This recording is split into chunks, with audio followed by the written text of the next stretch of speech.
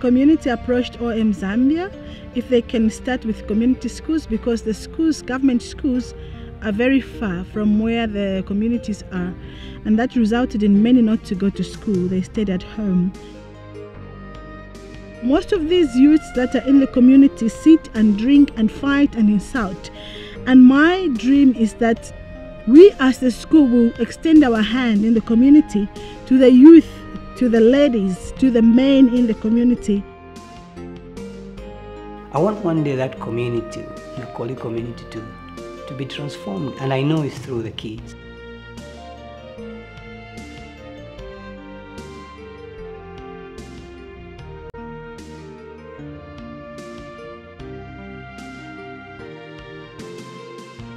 We went into the schools, we saw that children lacked concentration and they had diseases like ringworms and things that as a result of being malnourished.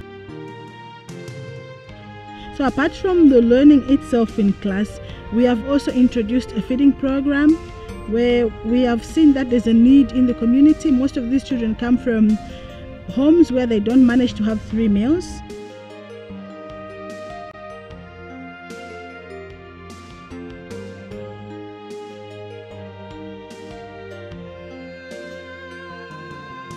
We are having outreaches into the community where we take class by class, starting with the little ones.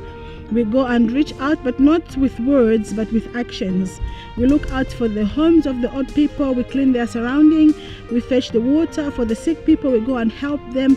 And that's one way we are reaching out into the community, as we believe in transformation, not only of the children, but of the entire community.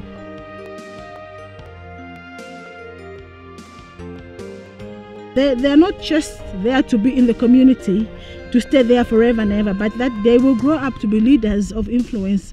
They will grow up to be leaders who will bring change in their community and change in the country and in the world.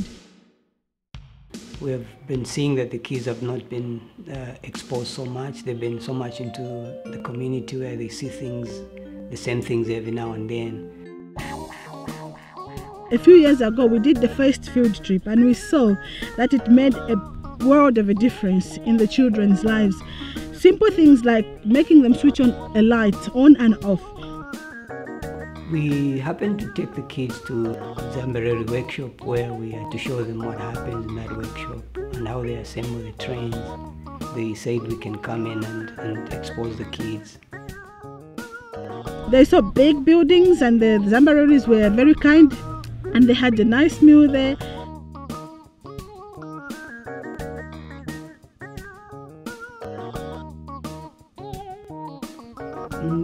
They had to see a lot of things like how they assemble the train, the engine of a train.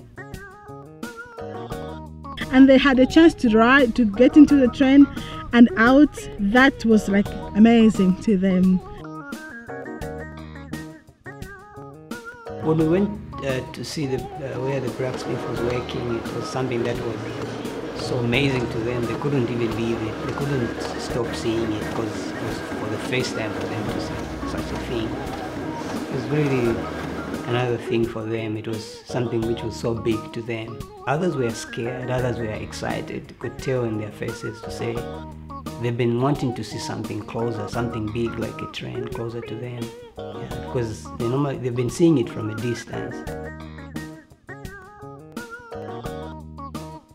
They were asking a lot of questions, of which others they went on to say they wanted to go and work in a place like that.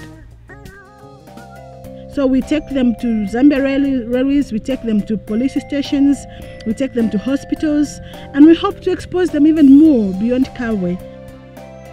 Because we want to give them opportunities or to think of things that they would want to do in the near future when they grow up. Maybe I'll be just drinking or be just having my own tavern where I could sell beer. This is what they had.